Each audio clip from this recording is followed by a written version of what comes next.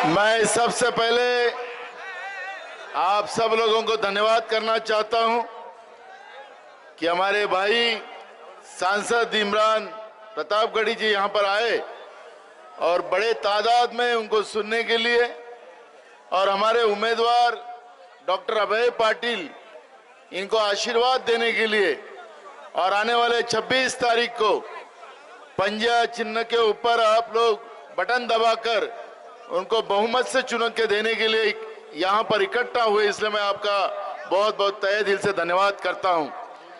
मैं मंच पर बैठे हुए सभी नेतागण और मेरे सभी माता बहना और मेरे बुजुर्ग और युवा साथी, ये चुनाव हमारे लिए बहुत महत्वपूर्ण है।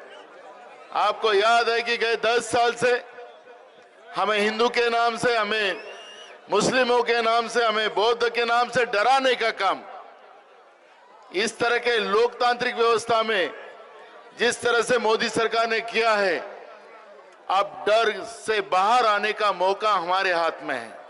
26 तारीख को हम पंजे के चिन्ह के सामने बटन दबाकर जो हमें डरा रहा था, उसको हमेशा के लिए उसको सत्ता के बाहर भेजने का काम आप सब लोगों को करना है। यह आह्वान करने के लिए मैं यहाँ आया हूँ। मैं आपको यही कहना चाहता हूँ, आप लोगों ने हमारा मैनिफेस्टो पढ़ा होगा, उसमें हमने क्लियर बोला है कि हम सीए का जो कानून बीजेपी लाना चाहती है वो हम लाने नहीं देंगे, उसको रद्द करेंगे। ये भूमिका हमने स्पष्ट रखी है। देश में रहने वाला हिंदू हो या मुस्लिम हो, सिख ईसाई हो, उसको जीने का अधिकार है। देश से साथ बेईमानी करने वाले लोग जो आज गद्दी पे बैठे हैं, जो लोगों को डरा कर जेल में डालते हैं, उनको जेल में जाने का समय अब आ गया है। और मुझे विश्वास है कि महाराष्ट्र की धरती से नरेंद्र मोदी की सरकार को हम सत्ता से बाहर निकालने का रास्ता हमने बनाया।